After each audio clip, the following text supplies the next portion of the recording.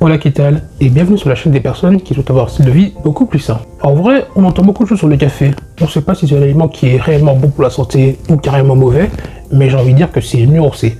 Un peu comme tout personnage complexe dans un film, et bah il a son côté obscur et son côté lumineux. C'est pour ça que dans cette vidéo, j'aimerais vous donner un maximum d'informations sur le café pour que vous puissiez faire des choix en connaissance de cause. D'ailleurs, toutes les sources seront citées en description, et moi je vous dis let's go pour la vidéo. Qui aurait cru que la tasse de café que vous consommiez tous les matins pouvait vous aider à augmenter votre apport nutritionnel? Et c'est pas tout, le café brille également par sa haute teneur en antioxydants. Donc, plus besoin de culpabiliser quand tu en consommes parce que c'est non seulement c'est bon pour ton corps, mais également pour ton palais, ou du moins si tu aimes le café. En plus, le café permet de bloquer l'adénosine qui est dans ton cerveau.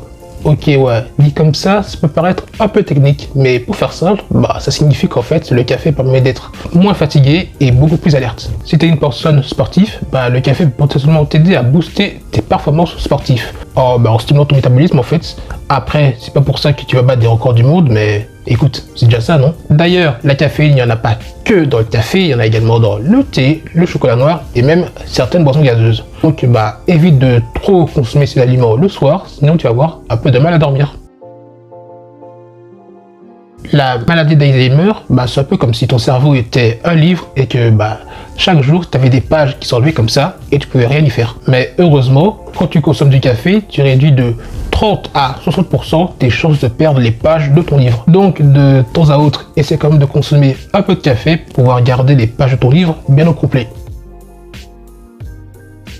Pour le moment, je vous ai quand même fait pas mal l'apologie du café, je vous ai surtout présenté son côté lumineux, ses avantages, mais comme tu vas pouvoir le constater, le café c'est nuancé, il n'a pas que des côtés positifs, il a également un côté obscur, et donc dans cette vidéo, on va aller du côté obscur de la force, et on va voir les effets négatifs du café. Déjà, consommer trop de café peut vous transformer en une version un peu effrayante de vous-même, plus de nervosité, plus d'anxiété, en fait, vous allez devenir une sorte de Hulk, mais en moins classe. Ensuite, le café, la caféine, c'est également l'ennemi du sommeil, parce que le sommeil, c'est aussi important que l'eau, donc ne pas prendre ça à la rigolade.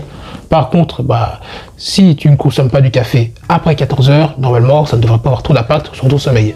Enfin, consommer du café peut légèrement augmenter ta tension artérielle. Après, si tu es un habitué, les effets sont pas très méchants. C'est surtout si tu n'es pas du tout habitué à la caféine que là, ça peut poser un peu de problème. Comme tu auras pu le constater dans cette vidéo, le café, ça a ses côtés positifs, mais également ses côtés négatifs.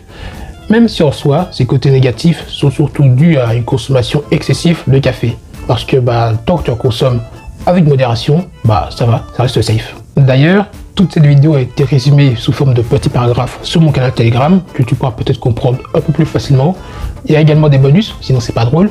Donc si ça t'intéresse, le lien est en description. Et sur ce, moi je te dis à la prochaine et prends soin de toi.